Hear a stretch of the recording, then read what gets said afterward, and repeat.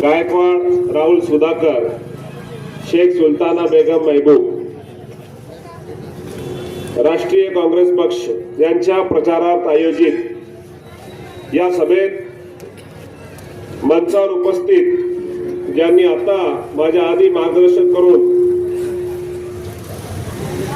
येथून प्रस्थान केलेले आहे, बसवराज पाटील नागराळकर साहेब, प्रदेश सरचिटणीस राष्ट्रीय काँग्रेस राष्ट्रवादी काँग्रेस शरदचंद्र पवार, कल्याण पाटील साहेब, प्रदेश सचिव महाराष्ट्र काँग्रेस, आदरणीय शीलाताई पाटील महिला जिल्हाध्यक्ष आणि प्रीती भोसले उपसभापती, आदरणीय जाधवताई, आदरणीय संतोष बिरादार तालुका अध्यक्ष, पद्माकर उगिले, गजानन बिरादार, नाना ढगे, माधव कांबळे, दत्ता सुधवन, अलीम पटेल आणि माझ्या समोर बसलेले सर्व माता भगिनींनो, मंचावर उपस्थित सर्व पक्षाचे पदाधिकारी. ताईनं सांगितलं की ताईच्या आदेशावर एक 400 किलोमीटरचा प्रवास करून मी आलो. ताईनं मला बोलवलं आणि ताई विसरून गेल्या. पण मी आपल्या बहिणीच्या आदेशाने आपल्या समोर मत मागण्यासाठी आलो. ताई म्हणतायत की उदगीर त्यांचं माहेर आहे. ताई, जर तुमच्या आदेशानुसार एक भाऊ 400 किलोमीटरहून येऊ शकते तर उदगीरचा भाऊ 40 पाऊल जाऊन तुम्हाला मतदान का करू शकत नाही? आम्ही फडणवीस साहेबांसारखे लाडके भाऊ नाहीत, आम्ही लाडकी बहीण नाही. आम्ही छत्रपती शिवाजी महाराज, महात्मा फुले, बाबासाहेब आंबेडकर आणि बसवेश्वर महाराजांच्या विचाराचे वारस आहोत. आमच्या साथी बहीण फक्त लाडकी नसती तर बहीण आदरणीय सुद्धा असती.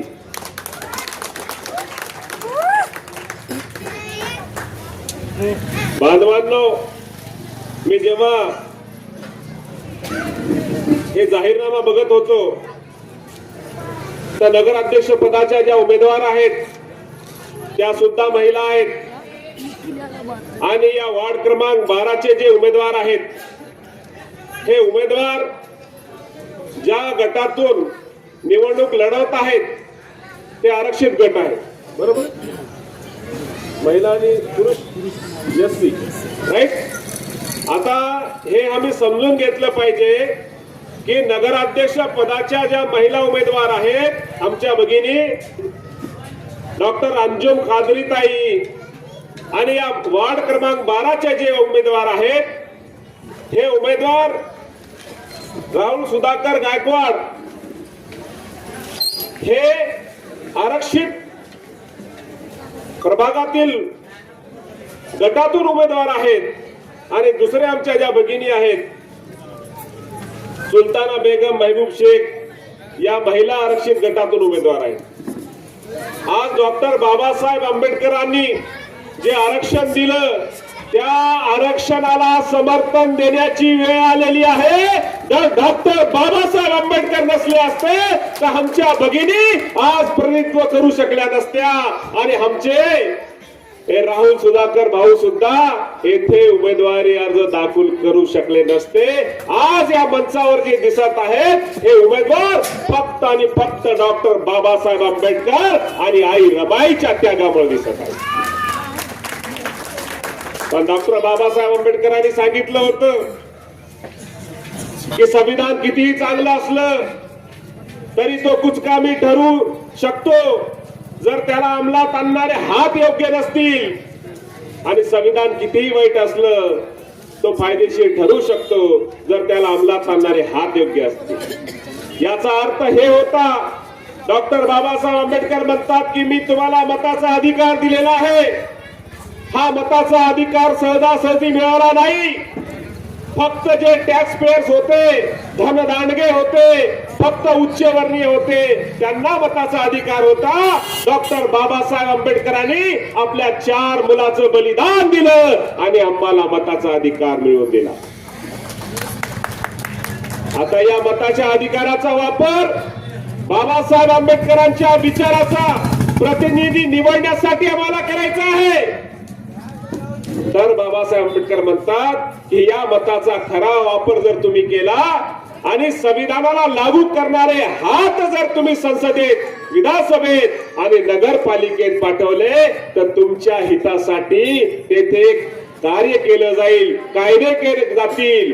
जर तुम्ही चुकीचा वापर केला तर मी एवढं चांगलं संविधान बनवून आणि तुम्हाला मताचा अधिकार देऊन त्याचा काय उपयोग. बांधवांनो हे समजून घेतलं पाहिजे. आम्ही मी जेव्हा येत होतो तर काही बांधवांनी सांगितलं की धनदांडगे, विकासाचं कोणतंही धोरण नाही.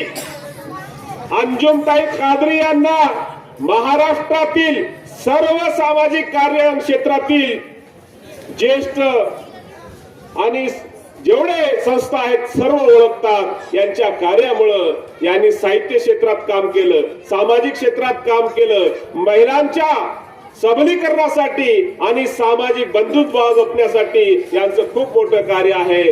परंतु यांच्या तुलनेमध्ये जे उमेदवार भारतीय जनता पक्षाचे आहेत फक्त येथील सत्तेच्या माध्यमातून पैशाच्या माध्यमातून पुन्हा सत्ता या समीकरणासाठी मुंबईमध्ये स्थायिक झालेली आपल्या सूनबाईला फक्त उमेदवारीसाठी त्यांनी येथे आणलेला आहे.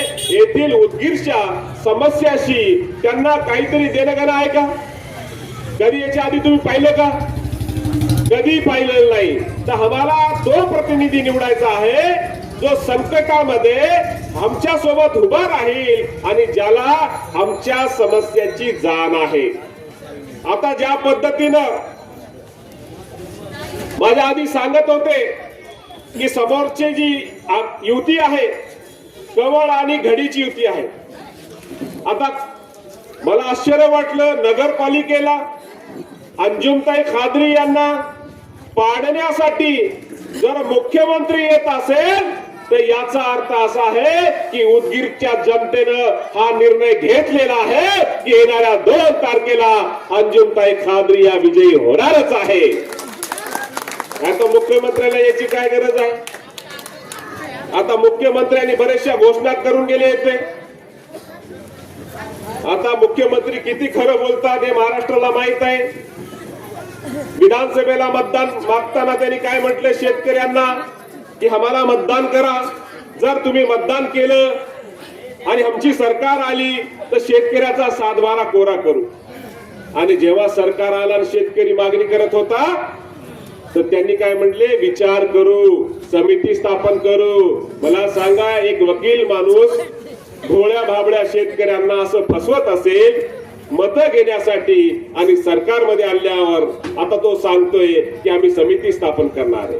तर बांधवांनो, याचा इतिहास खोटारडा आहे. आमच्या परभणी येथील आंबेडकरी चळवळीतील सोमनाथ सूर्यवंशी संविधानाच्या सन्मानासाठी आंदोलन करत होता.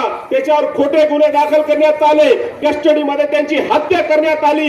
जेव्हा पूर्ण महाराष्ट्रातल्या चळवळीनं न्यायासाठी आंदोलन केलं तर विधानसभेमध्ये मुख्यमंत्री म्हणत होते की सोमनाथ सूर्यवंशी यांची हत्या झालेली नाही कस्टडीमध्ये, तर श्वास घेण्याच्या त्रासामुळे तो मृत्युमुखी पडला. बांधवांनो, जेव्हा चौकशी बसली तर हे सत्य समोर आलं की देवेंद्र फडणवीस यांच्या विभागामध्ये पोलीस कस्टडीमध्ये सोमनाथ सूर्यवंशी यांची हत्या झालेली आहे आणि त्या पोलीस कर्मचाऱ्यांचं निलंबन झालेलं. आता बांधवांनो, एवढा खोटारडा मुख्यमंत्री की विधानसभेत बोलतोय एका आंबेडकरी तरुणाची हत्या होते, अत्याचार होतो आणि विभाग असतो गृह मंत्रालयाचा. आता याच्यावर किती विश्वास करायचा आपण? कसा विश्वास करायचा आपण की हे जर उद्या येऊन सांगत असतील की आम्ही संविधानाचं रक्षण करणार, अरे ज्यांना संविधानाच्या सन्मानासाठी आंदोलन करणाऱ्या सोमनाथ सूर्यवंशी जी हत्या केली त्याच्यावर आंबेडकरी समाज विश्वास करणार का? देवेंद्र फडणवीस साहेब, आधी तुम्ही महाराष्ट्रातील आंबेडकरी समाजाची माफी मागा की माझं चुकलं, मी खोटं बोललो, मी बोलायला नाही पाहिजे होतं. एका आंबेडकरी तरुणाची हत्या माझ्या पोलीस विभागाच्या अधिकाऱ्याकडून झाली. मला चुकीची माहिती मिळाली होती, मी खोटं बोललो, पण आजपर्यंत त्यांनी माफी मागितली नाही. बांधव, मी हे का सांगतोय की भारतीय जनता पक्षाचं जे धोरण आहे,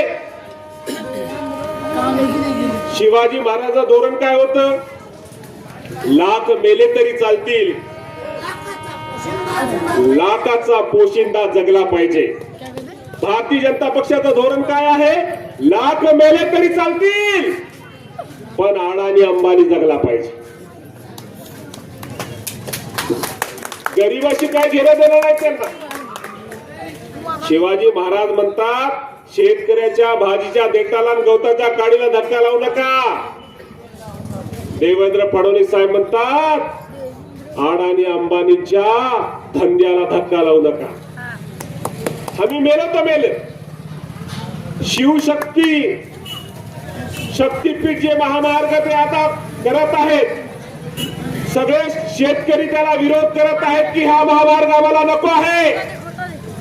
पण देवेंद्र फडणवीस म्हणतात की आम्हाला हा करायचा आहे. आमच्या महाराष्ट्रावर कर्ज किती केलं? 10 लाख कोटीचं. मग पुन्हा 20,000 कोटी कर्ज कशासाठी? फक्त अडाणीला रस्ता बांधून देण्यासाठी. मी का सांगतो माझ्या बांधवांनो, त्या 20,000 कोटीचं वर्षाला 1800 कोटी व्याज तुम्हाला भरायचं आहे आणि तो रस्ता वापरणारा अडाणी आहे. तुम्ही हे समजून घेतलं पाहिजे. बाबासाहेब आंबेडकरांना आम्हाला जर मताचा अधिकार दिला आणि हे संविधान दिलं, तर या मताच्या अधिकाराचंही रक्षण करायचं आणि संविधानातील आपल्या अधिकाराचंही रक्षण करायचं, ही तुमची जबाबदारी आहे. आता माझे काही मुस्लिम बांधव आहेत, हमारे जो मुस्लिम भाई है, वोट एक गवाही है. गवाही ये देना है कि जो जो नुमाइंदे ये इंतखाबात में है, उसमें से सब में ज्यादा तालीम याफ्ता और ये समझ रखने वाला कि उदगिर के अवाम की जरूरतें कैसी पूरी हो सकती है, प्रशासन से लड़कर उदगिर के लोगों के भलाई के लिए कौन काम कर सकता है, इसकी आपको गवाही देना है. यहाँ पे कोई जात धर्म का मसला नहीं है, कोई धर्म गुरु का चुनाव नहीं है, कोई जात और समाज के संगठन का प्रमुख चुनाव नहीं है. तो ये तमाम उदगिर के अलग अलग जाति और धर्म के लोगों के भलाई के लिए एक सेवक प्रतिनिधि का चुनाव है. अब मुझे बताओ, डॉक्टर अंजुम कादरी बाजी से ज्यादा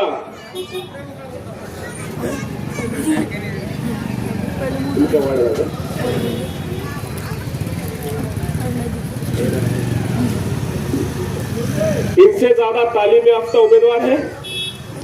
यांच्याहून जास्त उच्च शिक्षित उम्मीदवार आहे का? नहीं ना. अब मुझे बताओ, इतना पढ़ा लिखा अगर हमारे पास हमारे मसाइल हल करने के लिए उम्मीदवार है, तो फिर हमने इनके मुकाबले में किसी कम पढ़े लिखे को चुनना, ये हमारी बेवकूफी होगी मेरे भाई. आता समोरचे जे उमेदवार आहेत त्यांच्याबद्दल जेव्हा मला माहित झालं की त्यांचे सासरे काँग्रेसचे सभापती आहेत, आता काँग्रेसचं तिकीट नाही भेटलं, तर मग त्यांनी म्हटले की बाबा मी इथं थांबतो आणि सूनबाईला पाठवलं बीजेपी मध्ये. अरे बाबा, या सूनबाई आता मुंबईमध्ये स्थायिक झालेल्या आहेत, त्यांना कशाला त्रास देता राजकारणासाठी? आता ते मुंबईहून येऊन येथील लोकांची कशी सेवा करतील? येथील लोकांच्या समस्या जाणून घेण्यासाठी त्यांना किती काळ लागेल? पण मागच्या 20-30 वर्षापासून वैद्यकीय क्षेत्रामध्ये सेवा देणाऱ्या, सामाजिक क्षेत्रामध्ये आणि सांस्कृतिक क्षेत्रामध्ये सेवा देणारा अंजुम कादरी ताई जर येथे उपस्थित असतील, तर मुंबईहून सुनबाई आणायची काय गरज होती? अरे आम्हाला विकास करायचा आहे उदगीरचा. आणि तुम्हाला सांगतो बांधवांनो, जे व्यापारी राजकारणी आहेत, जे भ्रष्टाचार करण्यासाठी राजकारणात आलेले आहेत, ते लोक विकास करू शकत नाही. सगळ्यात चांगली काळजी नागरिकाची कोणी घेऊ शकते, तो जो डॉक्टर असतो ना व्यवसायानं, त्या डॉक्टराला पेशंटची काळजी घ्यायची आपलं कर्तव्य समजून त्याला सवय असते. त्याला एखाद्याचं दुःख कमी करण्याचा आनंद असतो. त्याच्याकडे जर कोणी रडत दुःखानं आला तर डॉक्टरला वाटतो की ईश्वरा तुला याला माझ्यापाशी पाठवलं, तू मला माध्यम करण्याचं, दुःख कमी करण्याचं. या डॉक्टरांच्या व्यवहारामध्ये हे गुण असतात. ते लोकांचं दुःख बघतात, त्याला दूर करण्यासाठी प्रयत्न करतात. तर या उदगीर मधील सर्व जाती धर्मातील गरीब लोकांचं दुःख कमी करण्यासाठी अंजुमताई कादरी 20-30 वर्षापासून आम्ही पाहतोय सातत्यानं प्रयत्न करतायत. आता मला सांगा, तुमचं दुःख कमी करण्यासाठी काळजी घेणारी आमची जर डॉक्टर मुलगी आणि डॉक्टर बहीण असेल तर मग कॉन्ट्रॅक्टरची काय गरज आहे? कॉन्ट्रॅक्टर कशाला लागतो आपल्याला? अरे आमची काळजी घेणारा, त्याच्या हृदयामध्ये दया असणारा असा उमेदवार पाहिजे बांधवांनो. आणि जसं सांगितलं आमच्या भाऊनं, कमळाची घडीची युती झालेली आहे. कमळाबद्दल तर काही जास्त बोलायचं राहिलं नाही की त्यांनी महाराष्ट्रातील असा कोणताही वर्ग सोडला नाही ज्यांना त्यांनी त्रास दिला नाही.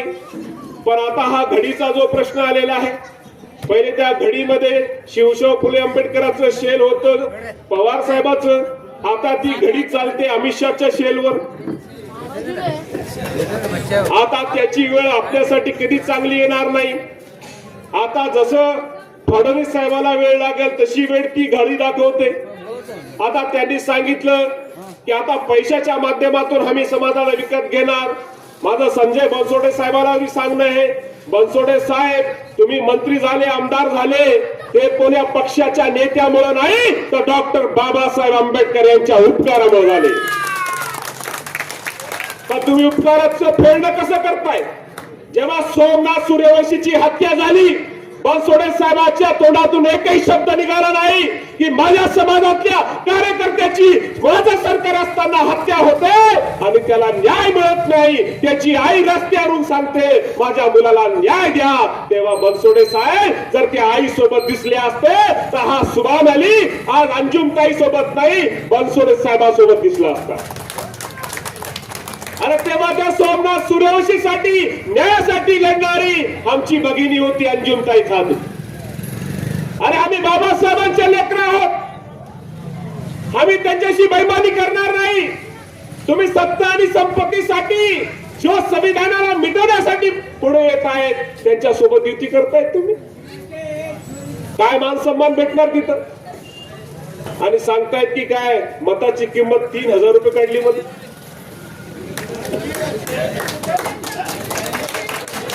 अरे बापरे, एवढे पैसे आहेत तुमच्याकडे? 3000 एका नगरपालिकेमध्ये देण्यासाठी पैसे आहेत?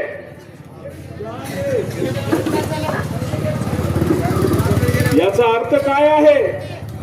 जर 250हून जास्त नगर परिषद निवडणुकीमध्ये या पद्धतीनं पैसा वाटला जात असेल तर माझा प्रश्न आहे फडणवीस साहेब, निवडणुका थांबवा आणि या पैशातून शेतकऱ्याची कर्जमाफी करा.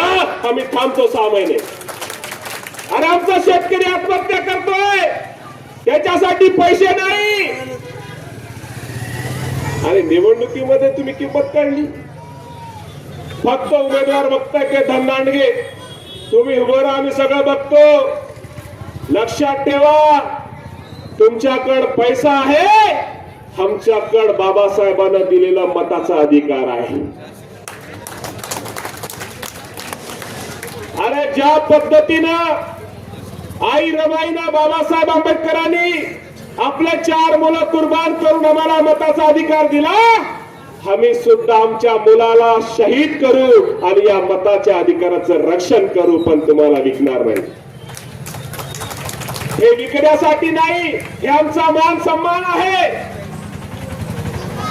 आणि माझ्या बांधवांना सांगतोय की आपलं हे मौल्यवान मत विकू नका. आपल्या समाजातील काही मुकादम येतील आणि काय म्हणतील माहितीये का, किती वोटे तुझ्याकडे. आपल्या समाजातील लोक, एक कार्यकर्ता मला येऊन सांगतोय की एका वार्डामध्ये आपल्या समाजातला एक माणूस नेत्याकडे गेला, त्याला म्हणलं साहेब हे सगळं वार्ड माझ्या अधिकारात आहे, माझा ऐकण्यात आहे, माझ्याकडे पैसा द्या, मी वाटून टाकतो. मी त्यांना सांगितलं अरे तू त्या नेत्याकडे जाऊन सांगितलं की माझ्या समाजासाठी मी पैसे वाटतो, मत घेऊन देतो, आणि जेव्हा समाजावर अन्याय होतो तेव्हा समाजाला घेऊन नेत्याकडे जाऊन का सांगत नाही, साहेब हा माझा समाज आहे, याच्यावर अन्याय झालेला आहे, याला न्याय मिळवून द्या, असे मुकादम नको आम्हाला. अरे आम्हाला अंजुमताई खादरी सारखं नेतृत्व पाहिजे. जेव्हा समाजावर अन्याय होते तर समाजात सोबत उभं दिसलं पाहिजे, नेत्याची चाकरी करणारा नाही पाहिजे आम्हाला. बांधवानो, लोकसभेला माझं एक प्रचार सभा होती, त्याचे सुद्धा भारतीय जनता पक्षाच्या लोकांनी पैशानी मतं घ्यायच्यासाठी प्रयत्न केले, कोट्यवधी रुपये आणला. लोकांनी सांगितलं की साहेब पैशाचा पाऊस पडत आहे. मी लोकांना सांगतो की लक्षात ठेवा, हे तुम्हाला पैसे का देत आहेत माहित आहे का? कारण सत्ता आल्यानंतर संविधानाच्या विरोधात त्यांना कायदे करायचे असतात, संविधानाच्या विरोधात तुमच्या अधिकाराचं हनन करायचं असते, भ्रष्टाचार करायचं असते. त्यांच्याकडे मुद्दे नाही. जसं अंजुमताईनं सांगितलं की त्यांच्याकडे जाहीरनामा आहे, याच्यामध्ये तुमच्यासाठी ते काय करणार आहे ते सांगतायत, त्यांच्याकडे सांगण्यासाठी काही नाही. म्हणून ते म्हणतायत की पैसे घ्या, आपलं मत द्या. माझ्या सर्व कार्यकर्त्यांना सांगतोय, उदगीर मधल्या जेव्हा तुमच्या समाजाचे मत घेण्यासाठी ते सांगतील तर तुम्ही सांगा, साहेब डॉक्टर बाबासाहेब आंबेडकरांनी जीवनभर संघर्ष करून मला हा मताचा अधिकार दिलेला आहे, म्हणून तुमच्यासारखा कोट्याधीश शोधत शोधत मला झोपडपट्टीत आलेला आहे. नाही तर आमची सावली तुम्हाला नाही चालायची, आमचा स्पर्श नाही चालायचा. पण बाबासाहेब आंबेडकरांनी ती ताकद दिली की आमच्या बोटाचा स्पर्श नाही झाला तर तू निवडून येत नाही साला. आता मला सांगा, हा सन्मान स्वाभिमान बाबासाहेबांनी दिला, त्याची किंमत जर 1000, 2000, 3000 लावत असतील तर हा सन्मान विकायचा का? विकायचा? चला ठीक आहे, मी त्या नेत्याला सांगतोय, तू आमच्या समाजाच्या, आमच्या आई वडिलांच्या, आमच्या भावाच्या, आमच्या बहिणीच्या मताची किंमत 3000 काढली, चल तुझ्या घरातल्या तुझ्या आई वडिलाला 3 कोटी देतो, रस्त्यावर येऊन निलामी कर तुझ्या मताची. अरे तुझ्यासाठी तुझे आई वडील सन्माननीय असतील तर आमच्यासाठी सुद्धा आमचे आई वडील सन्माननीय आहेत, आमची मुलगी आमची बहीण सन्माननीय आहे. अरे धोरण दाखव, विकासाचे मुद्दे घे आणि चर्चा कर आमच्या सोबत. तू विकासासाठी काय करणार आहे? तू पैसे घेऊन येतोय आमच्या वार्डामध्ये. बांधवांनो, तुम्हाला सांगतो, आज रात्री उद्या पिशव्या घेऊन जर कोणी वार्डात आला तर त्याला पिशवी सोबत गायब करून टाका. पिशवी भेटली नाही पाहिजे, तो पण भेटला नाही पाहिजे, आणि त्यांना पोलिसांच्या स्वाधीन करा. आम्ही बाबासाहेब आंबेडकरांचे सैनिक आहोत, कायदा मानणारे आहोत.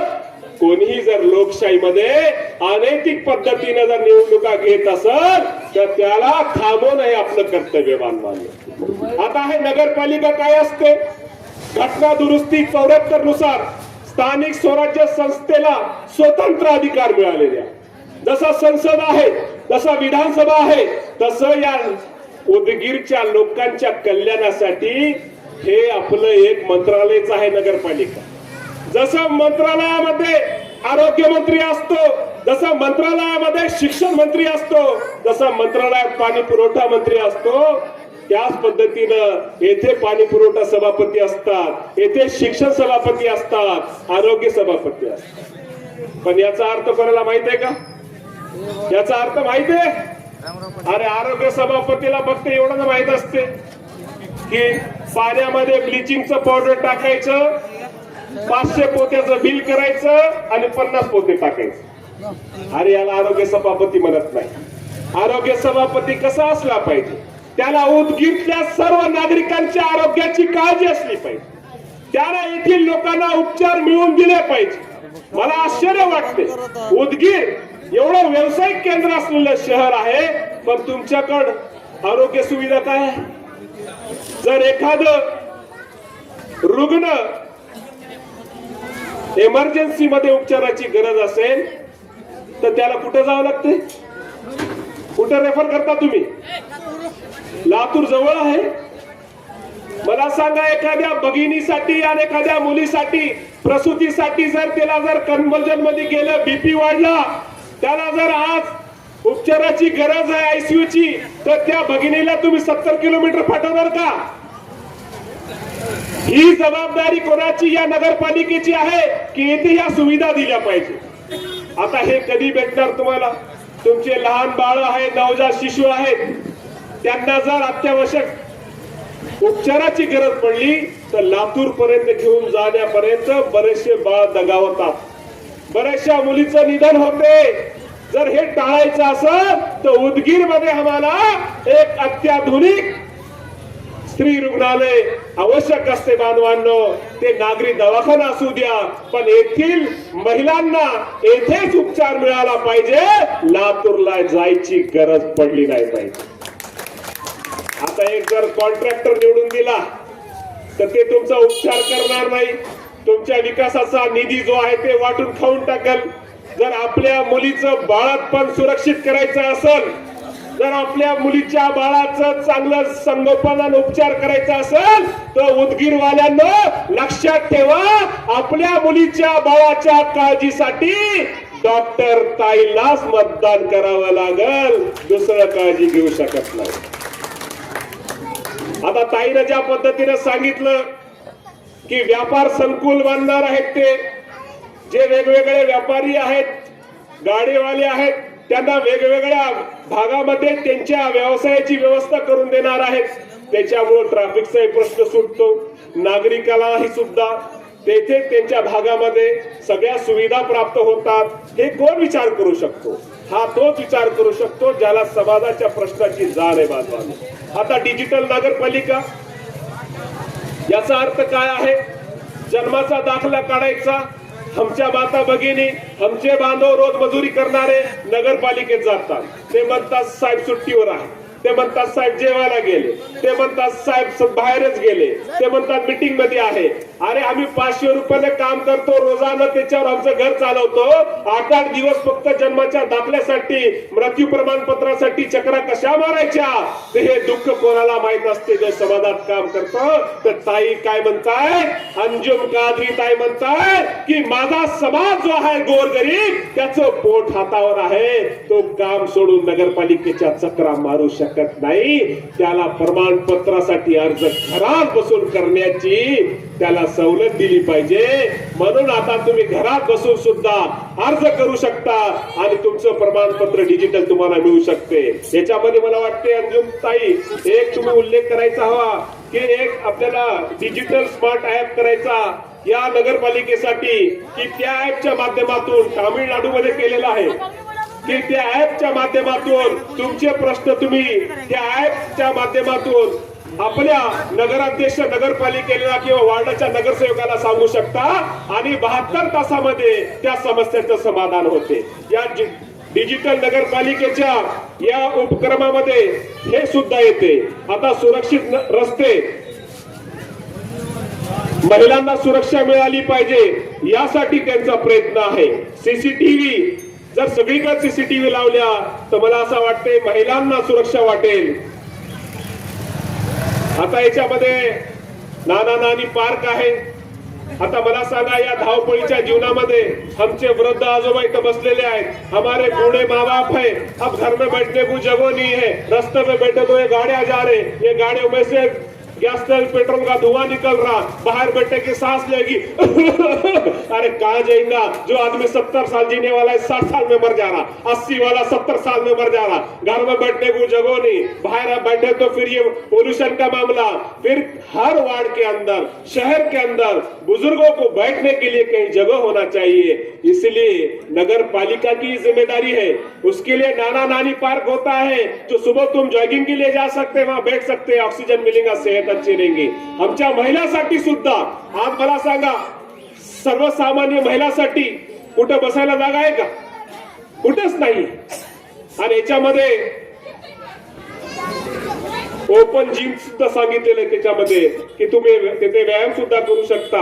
आता एक गोष्ट ताईला मी सूचना करतो की अभ्यासिका सुद्धा तुम्ही द्यायला हवी. मी इतक्या लावून माझ्या ताईला जर मत मागायला आलो असेल तर माझ्या दुसऱ्या ताईच्या मुलाच्या शिक्षणाचा प्रश्न सुटला पाहिजे म्हणून सुद्धा ताईला भांडणार आहे. हे लक्षात ठेवा की आम्हाला अभ्यास करायला जागा नाही. श्रीमंताचे मुलं लातूरला चालले, श्रीमंताचे मुलं नांदेडला चालले, श्रीमंत बसून अभ्यास करतोय त्याला अभ्यासिका मिळाली. ते 2000 पुस्तकं जर UPSC MPSC ची आणि नीटच्या क्लासेसची मिळाली तर मी तुम्हाला सांगतो की आमची मुलं सुद्धा डॉक्टर इंजिनियर होतील, बाबासाहेब आंबेडकरांचं स्वप्न पूर्ण करतील. आणि हे आमची गरज आहे. ते म्हणतात नाही हा रस्ता बांधलेला पुन्हा हाच रस्ता बांधतो, ही नाली बांधलेली पुन्हा हीच नाली बांधतो. मी एकदा CEO ला विचारलं, साहेब हे 15 वर्षापासून 3दा रस्ता बांधला, काय कारण आहे? ते म्हणले तुमचे नगरसेवक फंड काढण्यासाठी तेच आणतात आमच्याकडे. म्हणलं तुम्ही तर अधिकारी आहेत, आमच्या पैशाचं रक्षण केलं पाहिजे. ते म्हणतात तेव्हा सगळ्यांचा दबाव असतो, आम्ही काय करू शकत नाही, पण तुम्ही तुमच्या पैशाचं रक्षण केलं पाहिजे. जर तुमच्याकडे वेळ नसेल तर तुमच्या निधीचं रक्षण करणार, तुमच्या पैशाचा उपयोग तुमच्या कल्याणासाठी करणारा प्रतिनिधी तुम्ही तिथे पाठवला पाहिजे बांधवांनो. आणि हेच प्रतिनिधी उच्च शिक्षित अंजुमताई कादरी जेव्हा नगराध्यक्ष होतील तुमचा एक रुपया नगरपालिकेचा तुमच्या मुलाच्या कल्याणासाठी. आता आमचे जे इथले उमेदवार आहेत, आता हे राहुल गायकवाड भाऊ आणि शेख सुलताना बेगम महबूब. आता महबूबबाई बद्दल जेवढं मी ऐकलो की समाजामध्ये काम करणारे सर्वसामान्यामध्ये आपली एक ओळख ठेवलेली आहे. दुःखामध्ये सुखामध्ये अडीअडचणीमध्ये लोकांच्या सतत राहणारे महबूबभाई आज या वार्डाचे खरं महबूब असल्याचं मला जाणवते. ते एक महबूब भाई सगळ्या वार्डाचे महबूब आहेत. आणि या 2 तारखेला तुम्ही दाखवून देणार. महबूबचा अर्थ होतो मराठीमध्ये प्रिय. आता त्याला मराठीत प्रिय भाऊ म्हणता येईल आपल्याला. महबूब भाई मराठी में तुम है प्रिय भाऊ. महबूब भाई ये हो गया उर्दू में, और मराठी में बोले तो महबूब भाई का होता प्रिय भाऊ, प्यारा भाई और प्रिय भाऊ. आता मला सांगा, आता तोच भाऊ बहिणीला प्रिय असतो जो बहिणीची काळजी घेतो, अडीअडचणीत बहिणी सोबत उभा राहतो. जो भाऊ फक्त खोटे वचन देऊन पळून जातो असा भाऊ आम्हाला नालायक नाही चालत. आम्हाला महबूब भाई सारखा भाऊ पाहिजे. राहुल गायकवाड साहेब, मला वाटते पहिल्यांदा तुम्हाला उमेदवारी भेटलेली आहे. बघा यांच्या चेहऱ्यामध्ये जी नम्रता आहे, यांच्या वागण्यात जी सभ्यता आहे, तर यांना पाहून मला विश्वास वाटतो की राहुल भाऊ कधीही बाबासाहेब आंबेडकरांच्या विचाराशी गद्दारी करणार नाही. तर राहुल भाऊ बाबासाहेबांचं स्वप्न पूर्ण करण्यासाठी स्वतःला वाहून घेतील. एक चांगला तरुण त्या पक्षानं दिलेला आहे. तो फक्त तुम्हाला एवढं सांगतो, जो लोग अपने आप को वोट को बेचने की कोशिश कर रहे हैं, मैं तुमसे कहना चाहता हूं मेरे भाइयों, तुम किसे वोट दे रहे हो? जालिम को, जो वहां पर तुम्हारे वोट लेकर तुम्हारे खिलाफ कानून बनाएंगे, पूरे किसानों के खिलाफ, मजदूरों के खिलाफ सिर्फ वो काम करेंगे अडानी अंबानी के लिए. तुम्हें गवाही देना है कि ये उदगीर के विकास के लिए कौन सी शख्सियत, कौन सा नुमाइंदा, कौन सा उम्मीदवार बेहतर है. एक बात ध्यान में रखो, तुम झूठी गवाही नहीं दे सकते, तुम गवाही नहीं बेच सकते. और नवाब देवबंदी का एक शेर है, बिकने पे आ जाओ तो घट जाते हैं दाम अक्सर, बिकने पे आ जाओ तो घट जाते हैं दाम अक्सर. ना बिकने का इरादा हो तो कीमत और बढ़ती है, ना बिकने का इरादा हो तो कीमत और बढ़ती है. सिर्फ एक बार एक इलेक्शन में तुम बोल के बता दो कि मैं अपनी गवाही बेचने वालों में से नहीं हूं. अरे मैं तो मोहम्मद सल्लल्लाहु अलैहि वसल्लम को मानने वाला हूं, जो ये फरमाते हैं कि सब में अच्छा संघर्ष वो है कि अत्याचारी शासक के खिलाफ खड़े होके बोलना कि तू अत्याचारी है, तूने किसानों से झूठ बोला, तू अत्याचारी है, तूने सोमनाथ सूर्यवंशी की हत्या की, तू अत्याचारी है, तूने यहाँ के बेरोजगारों को खुदकुशी करने पर मजबूर किया, तू अत्याचारी है, अरे तूने जीएसटी खाने के चीजों पे लगाया, आटा तेल दाल महंगी कर दी, तू अत्याचारी है। अरे वो कहने वाले को कहते हैं कि अल्लाह के रसूल सल्लल्लाहु अलैहि वसल्लम का चाहने वाला है मेरे भाई। और जो अपना भाई आके बोला 10 ओटा है मेरे पास, 10 गवाही बेच तू, याद रखो अपनी ही नजरों में गिर जाएंगे तुम। और कुछ हमारे भाई इलेक्शन में खड़े वाले, मैं उनसे ये कहना चाहता हूं, अगर अंजुम खादरी ये बहन से ज्यादा काबिल अगर तुम है, वैसे 2-4 पार्टियां बदले से, इधर से उधर उधर से उधर, विकास करने का शौक भी ऐसा है कि आदमी को एक पार्टी बटन ही नहीं दे रहा, आदमी एक पार्टी में रहना नहीं, विकास करने का जो शौक है एक पार्टी में नहीं रहना। अपनी बहन के खिलाफ साजिश, मेरे भाइयों बात को समझो, बाबा साहब अंबेडकर की ये बात को याद दिलाना चाहता हूं कि बाबा साहब कहते हैं कि जब ये बहुजन समाज तकसीम हो जाता है तब ये अत्याचारी लोग हुकूमत करते हैं। बाबा साहेब आंबेडकर म्हणतात जेव्हा बहुजन समाज विघटित होतो, विभागला जातो, तेव्हा हे अत्याचारी लोक सत्तेवर येतात। हे आम्ही समजून घेतलं पाहिजे, आमचं एक एक मताचं रक्षण आम्ही केलं पाहिजे। शेवटी तुम्हाला फक्त एवढी विनंती करतो की एक चांगला उच्च शिक्षित तुमच्या घरातली लेक, तुमचीच बहीण आज तुम्हाला उमेदवार म्हणून मिळालेली आहे, तुम्ही सर्वजण पूर्ण ताकदीनं आपल्या मुलीच्या बहिणीच्या पाठीशी उभं राहावं आणि या वार्डासाठी राहुल गायकवाड भाऊ आणि शेख सुलताना बेगम या ताईच्या माग पूर्ण ताकदीनं उभं राहून 2 तारखेला तुम्हाला साक्ष द्यायची आहे, मताच्या अधिकाराचा वापर करायचा आहे आणि सांगायचं आहे की माझं मत डॉक्टर बाबासाहेब आंबेडकरांना, माझं मत महात्मा फुलेंना आणि माझं मत त्यांच्या विचारानं नगरपालिकेत आमचे प्रश्न सोडवणारे अंजुमताई खादरी यांना, राहुल गायकवाड यांना, शेख सुलताना ताई बेगम यांना लक्षात ठेवा। क्रॉस वोटिंगचा प्रश्नच नाही तुमच्याकडे। पैसेवाले जर आले त्यांना म्हणायचं थांब थांब थांब, हे घर पैशाचं नाही, हे घर बाबासाहेबांचं आहे। थांब थांब थांब, हे घर विकणाऱ्याचं नाही, हे घर स्वाभिमानाचं आहे। आणि हे पंजा दाखवून त्याला सांगायचं आमचं ठरलेलं आहे की 2 तारखेला फक्त पंजा पंजा पंजा पंजा पंजा।